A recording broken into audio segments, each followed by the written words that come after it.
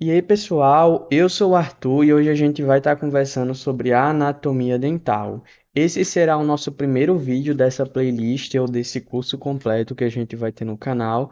E como é o primeiro vídeo, a gente vai estar voltando mais aos aspectos gerais da anatomia dental. Para a produção desse vídeo, bem como do material em PDF que eu vou estar falando aí para vocês, eu utilizei essas quatro referências aqui. Então, para a gente entender sobre a anatomia dental, é necessário primeiro a gente entender o significado do que, por que os seres humanos eles são classificados como difeodontes. Para explicar essa classificação, eu trouxe aqui duas imagens, uma da cavidade bucal infantil e outra da cavidade bucal em situação de adulto. A definição do porquê nós, seres humanos, somos classificados como difeodontes é porque ao longo da nossa vida a gente realiza apenas uma única troca de dentes.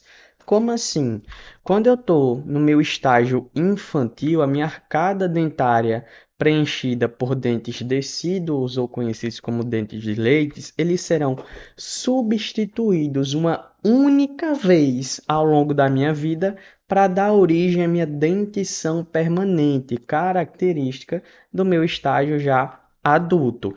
Caso um dente permanente ele seja perdido, seja avulsionado, arrancado, tem algum processo de cárie que necessite de eu retirá-lo, não vai ter outro dente para substituí-lo, porque a nossa troca de dentes acontece uma única vez ao longo da vida. Por isso que nós somos classificados como difeodontes.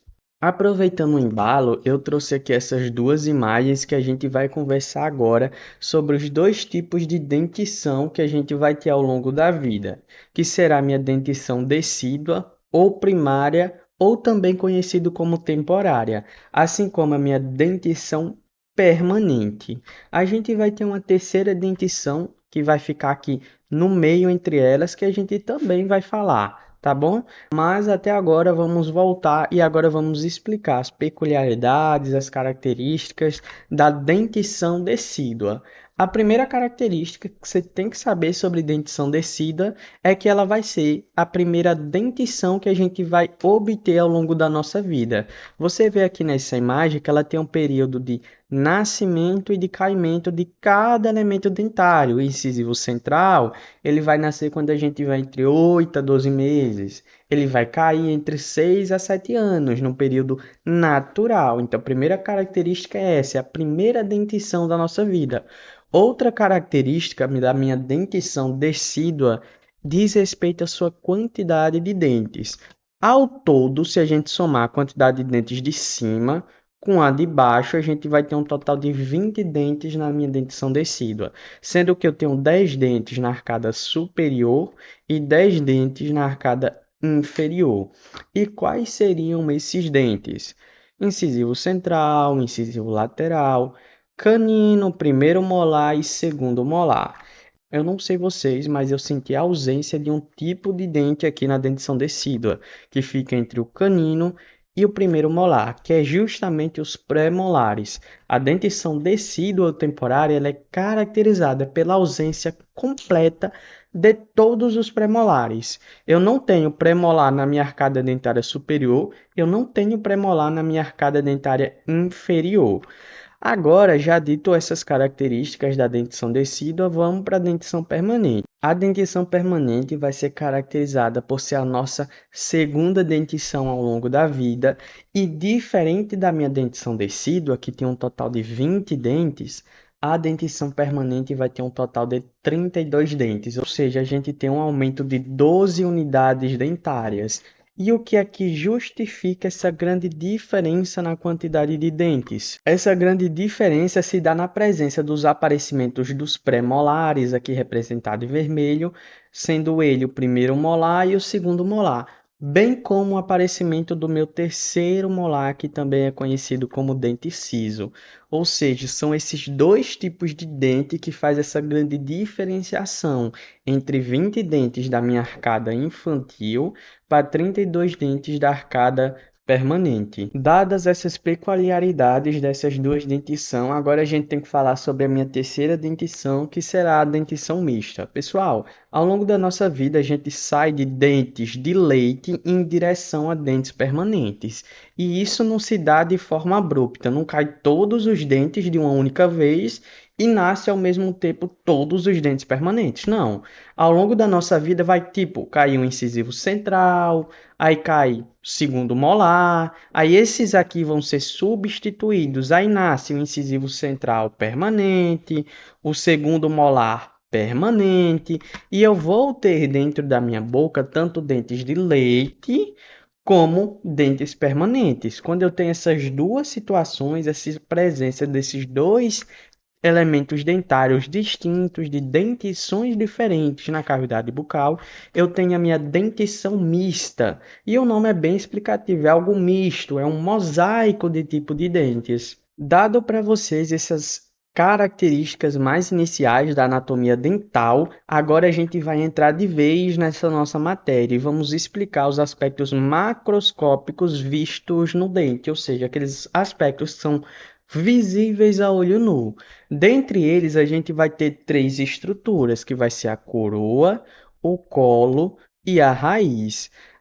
A coroa é de conhecimento geral, que eu acho que todo mundo sabe que a coroa é essa parte aqui do dente, esbranquiçada e visível na cavidade bucal. Mas será que a definição de coroa é realmente isso? Então, pessoal, a definição de coroa é a seguinte: é toda a estrutura do dente que é revestida externamente por esmalte. Então, se toda essa área aqui esbranquiçada é a coroa, é porque toda essa região é revestida por um tecido chamado de esmalte. O colo, por sua vez, ele não é uma estrutura, mas sim uma região de transição ou uma região intermediária, que vai ficar entre a coroa e a raiz. E a raiz, ela vai ter características muito marcantes, que é seu aspecto amarelado e por ela ser uma estrutura do dente que não é visível na nossa cavidade bucal e tem esse aspecto característico, esse aspecto amarelado. E por definição, raiz é a parte do dente não visível e recoberta externamente por cemento. Se a coroa ela é recoberta por esmalte, a raiz ela vai ser recoberta por cemento. Ainda sobre a coroa, a gente vai ter dois tipos de coroa: coroa anatômica e coroa clínica. A coroa anatômica, nessa imagem, ela está representada aqui, por esse dente, enquanto a coroa clínica, nessa imagem, ela está representada nesse dente aqui. O que seria a coroa anatômica e a coroa clínica? Ambas são definições de coroa, são estruturas revestidas por esmalte. A coroa anatômica corresponde a toda a superfície do dente recoberta por esmalte. Ou seja, vamos fazer aqui uma análise dessa imagem. Você está vendo que esse dente, o dente, ele aparece aqui, né? Só que essa é toda a parte visível do dente, toda a parte visível da coroa? Não. Abaixo dessa gengiva aqui, a gente vai ter uma porção de coroa ainda. Se eu fazer análise de toda a coroa, ou seja, desde sua borda incisal até a região do colo, mais especificadamente até a minha junção amelocementária, ou conhecida como cemento esmalte, eu vou ter a coroa anatômica.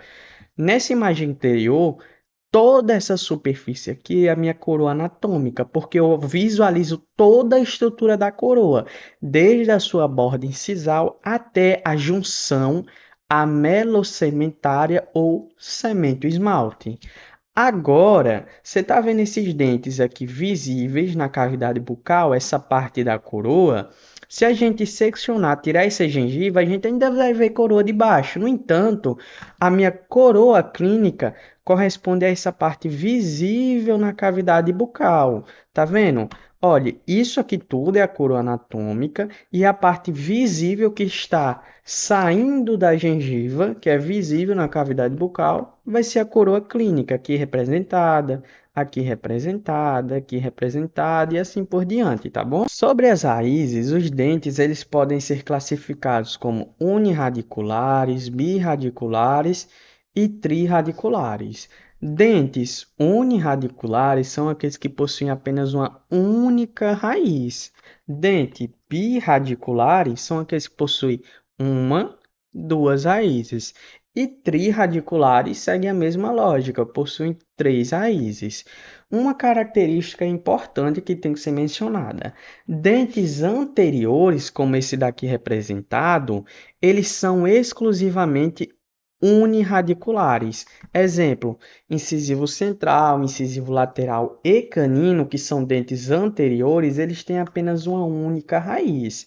Enquanto dentes posteriores, como molares e premolares, aqui eu tenho um molar, aqui eu tenho outro molar. Eles são dentes que podem ser bi ou trirradiculares. Agora, pessoal, só retomando aqui um pouco para a gente entender melhor a estrutura do colo. O colo ele vai ser essa região intermediária de transição entre a coroa e a raiz. Mas o que a gente tem que entender mesmo que a definição de colo é a seguinte: vai ser uma região em que a gente vai ter um encontro do esmalte da coroa com o cemento da raiz, dando origem a uma junção chamada de junção amelocementária, que por sua vez vai determinar um segmento sinuoso em formato de linha, chamado de linha cervical ou linha do colo. Vocês estão vendo esse segmento de linha aqui em preto? Isso daqui é a minha linha cervical ou linha do colo. A minha linha cervical ou linha do colo, ela demarca onde superiormente é a coroa e inferiormente começa a raiz. Nessa imagem, aqui está representado a linha do colo. Aqui, acima dela é a coroa e abaixo dela é a raiz. Linha do colo ou linha cervical. Então, pessoal, se você já estiver gostando desse vídeo, deixa o like, se inscreve no canal e vem estudar odonto comigo, tá? Então, sobre a raiz, a gente tem que falar algumas estruturas internas dela, que é a câmara pulpar, o bulbo radicular, a furca e o canal radicular e o forame apical. O que seria o forame apical? O forame apical ele vai ser essa abertura, esse orifício localizado no ápice da raiz. Vocês estão vendo essa aberturazinha aqui? Isso é o forame apical e ela está localizada no ápice da raiz, na sua parte mais alta, tá bom? Qual é a função do forame apical? Ele vai ser essa abertura em que por essa abertura vai passar nervos, vasos sanguíneos responsáveis por nutrir toda essa polpa aqui do interior do dente e dar vitalidade ao dente. O que seria o canal radicular? O canal radicular realmente é literalmente um canal em que no seu interior vai ter a presença da polpa. E essa polpa que fica no interior do canal radicular, ela é chamada de polpa coronária. A furca, ela vai ser uma estrutura presente em raízes bi ou trirradicular, ou seja, a furca ela não tem em dentes que tem apenas uma única raiz. Porque a furca aqui representado nesse círculo, a furca seria isso aqui. Ele vai ser um ponto de encontro de diversas raízes. Eu não tenho ponto de encontro em uma única raiz. Então, se eu perguntar para você, tem furca em dente anterior? Não. Tem furca em dente posterior? Tem, porque eles têm duas ou mais raízes, então vai ter um encontro delas, que vai ser a furca. Nessa imagem aqui, a gente tem a representação dessa raiz e essa outra raiz se encontrando em algum ponto por aqui. Aqui seria a furca. Aqui eu tenho a minha primeira raiz, segunda raiz, terceira raiz, se encontrando em um ponto. Então aqui eu tenho a furca. E agora, por fim, o que seria o bulbo radicular e a câmara pulpar? Olhe, toda essa estrutura aqui demarcada, ela vai ser onde vai estar tanto a câmara pulpar como o bulbo radicular. A câmara pulpar seria mais ou menos dessa região aqui para cima. Seria essa região aqui demarcada, a câmara pulpar. Ela corresponde à maior parte de polpa presente no dente, enquanto o bulbo radicular seria essa parte aqui, ó, inferior. É nada mais do que uma porção de polpa que fica inferior à câmara pulpar. E esse bulbo radicular, ele é responsável por dar origem a essas polpas coronárias que adentram nos canais radiculares. Pessoal, agora a gente vai estar falando aqui sobre a nomenclatura dos dentes. Os dentes, eles obedecem uma nomenclatura que está aqui representado. Todos esses numerozinhos, eles vão representar elementos dentários. O número 11, a notação 11, representa o incisivo central. A notação 17 representa molar superior direito. Em adultos, a notação 51 representa o incisivo central superior direito. Na dentição decídua do estágio infantil, e essa nomenclatura é no estágio adulto em sua dentição permanente. E agora a gente vai entender como chegamos tanto nessa nomenclatura como nessa nomenclatura aqui. Para ser montada a nomenclatura dos dentes, sejam eles permanentes ou dentes decíduos, é necessário a gente primeiro pegar toda a cárie dentária e dividi-la em hemiarcos, ou conhecidos como quadrantes. E essa numeração será no sentido horário. A gente pega, divide em 4 partes a arcada dentária, 2 partes a arcada dentária superior e 2 partes a arcada dentária inferior. Aqui será o primeiro quadrante, o segundo quadrante, o terceiro e o quarto quadrante, sempre em sentido horário. A mesma lógica a gente usa para a dentição decídua, divide em 4 quadrantes ou hemiarcos, numera continuando a sequência e sempre em sentido horário, 5, 6, 7 e 8. Então, 1, 2, 3, 4, dentição permanente, 5, 6, 7, 8, dentição decídua. A partir disso, a gente começa a contar os dentes. Aqui, todo o dente vai começar com 1, porque é o quadrante 1. Todo dente no segundo quadrante vai começar com 2, porque é o quadrante 2. E a partir disso, a gente começa a contar o dente. A gente conta sempre do plano sagital mediano, que é essa linha vertical, em sentido posterior à maxila. Dente 1, dente 2, dente 3, dente 4, dente 5. Aí a gente chega na nomenclatura. Dente 11 é esse dente aqui. Dente 21 é esse dente aqui. A mesma lógica a gente faz para a dentição decídua. E a gente chega nessa nomenclatura aqui, em que você vai conseguir identificar qualquer dente. O dente 51, o dente 65, o dente 27, o dente 41. Então, a gente viu que nomenclatura dentária você só precisa entender que tem quadrantes e contar os dentes a partir do meu plano sagital mediano. Então, pessoal, agora a gente vai estar falando sobre as faces dos dentes. Os dentes, eles são divididos em faces.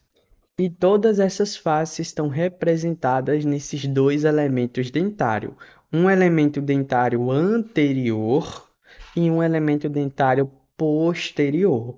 Aqui eu posso visualizar todas as faces de um dente anterior, que é a sua face vestibular, face lingual, face mesial e face distal. No dente posterior, eu também nessa imagem consigo visualizar todas as faces. Vai ser face vestibular, face lingual, face mesial, face distal e face oclusal. Uma coisa importante, essa face oclusal aqui, nos dentes anteriores, ela muda de nome, passa a ser chamada de borda incisal. Borda incisal vai ser essa representação dessa face, vai ser o encontro da minha face vestibular com a face lingual. Então, isso aqui é a borda incisal. E essa superfície do dente é a face oclusal. Então, pessoal, dando continuidade às faces, tanto a face vestibular como a face palatina, ou também chamada de lingual, elas são classificadas como faces livres. Ou melhor, dentro das faces livres eu tenho a vestibular e a palatina ou lingual. A face vestibular diz respeito a essa superfície dos dentes. Isso aqui é a face vestibular, isso aqui é a face vestibular, isso aqui também é a face vestibular. Enquanto a porção que está voltada ou para o palato ou para a porção lingual é chamada de face palatina, se estiver voltada para o palato, ou face lingual, se estiver voltado para a língua. Uma coisa importante de saber é que sempre eu estou me referindo como face palatina ou face lingual. Se você vê aí nos livros, principalmente naquelas 4 referências que eu trouxe, eles utilizam como sinônimo face palatina ou face lingual, mas eles também explicam a sua diferença. Mesmo que seja utilizado na clínica odontológica como sinônimo, eles têm diferença. E essa diferença entre face palatina e face lingual, ela foi discutida nesse material em PDF que eu produzi. Essa apostila tá muito bonita, gente. Tá tudo escrito, tudo fácil de memorizar, tudo aprofundado, com todas essas imagens nessa apostila que a gente fez. Se você quiser ter acesso a ela, é só me chamar lá no Instagram. Ela é paga, pessoal, só que é um preço simbólico só para eu conseguir custear a faculdade, tá bom? Mas ela tá muito boa mesmo, muito aprofundada e a gente tem lá. A gente tem escrito tudo que eu tô falando aqui. E a gente sabe que face palatina é aquela que está voltada para o palato. Face lingual, aquela que está voltada para a língua. Aqui eu tenho as faces vestibulares e a porção de trás do dente, que eu posso visualizar nesse espelho aqui, seria a face palatina, porque aqui em cima eu tenho o palato. Voltando nessa imagem, a gente vai ter as faces proximais ou de contato, que vai ser a minha mesial e a distal. A face mesial é aquela que está mais perto do plano sagital mediano, aqui representada, essa face aqui, ó. E a minha face distal seria aquela que está mais longe do plano sagital mediano, tá? Essas são as duas faces proximais ou de contato. Nessa representação, aqui em uma vista anterior, eu trouxe como tarefa para a gente identificar as minhas faces proximais ou de contato. Se a gente lembrar que o plano sagital mediano passa nesse sentido aqui, a gente vai saber, olha, isso aqui é importante, isso aqui é a minha face toda vestibular desse dente. Na sua porção lateral, que não está dando para ver aqui, como se fosse dentro do dente, aqui no ladinho seria minha vestibular e aqui seria distal. Para esse dente aqui, isso aqui é a vestibular, o que está atrás dele é a palatina, e isso aqui, a face que está bem aqui do lado é mesial e essa é distal. Para esse dente aqui, esse canino, face vestibular, que está atrás dele é a face lingual, essa aqui é a mesial e essa é a distal. Essa imagem aqui que eu produzi, que também está disponível lá no nosso material, se você quiser ter acesso é só chamar no Instagram. Eu peguei esse dente e botei ele meio que na diagonal para representar a minha face mesial, aqui representada em azul, a face vestibular representada aqui em vermelho e a face oclusal, porque é dente posterior. Dente posterior tem face oclusal. Dente anterior tem borda incisal, então face oclusal, essa superfície do dente que está em contato um com o outro durante o processo de oclusão. Se a minha face mesial está desse lado, a sua oposta lá do outro lado estaria distal. Se a vestibular está desse lado, a sua oposta para lá estaria a palatina ou a lingual. E na superfície dos dentes posteriores, aqueles que estão em contato com o processo de oclusão, de fechamento da boca, vai estar a superfície ou face oclusal. Então, pessoal, agora a gente vai estar entendendo comigo, né, Arthur, sobre a divisão em terço dos dentes. Os dentes eles podem ser divididos em terços, tanto verticais como terços horizontais. Essa imagem aqui representa o mesmo dente sendo visto por uma face proximal. Lembrando, face proximal ela pode ser ou mesial ou distal. Qual é a face proximal desse dente, Arthur? Eu não sei, porque isso aqui é um desenho, eu não estou conseguindo identificar acidente anatômico. Eu não sei diferenciar. Se você souber, deixa aí. Mas nessa representação dessa face proximal desse dente, ele dividiu nas duas possibilidades de terços: os terços horizontais e os terços verticais.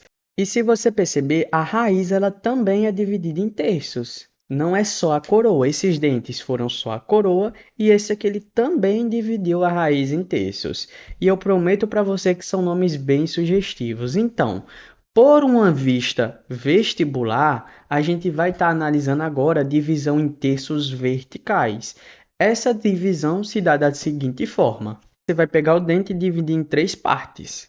Esse daqui vai se chamar de terço mesial, esse terço médio e esse terço distal. Lembrando, isso aqui é uma face vestibular. Aqui seria minha face mesial, aqui seria a face distal.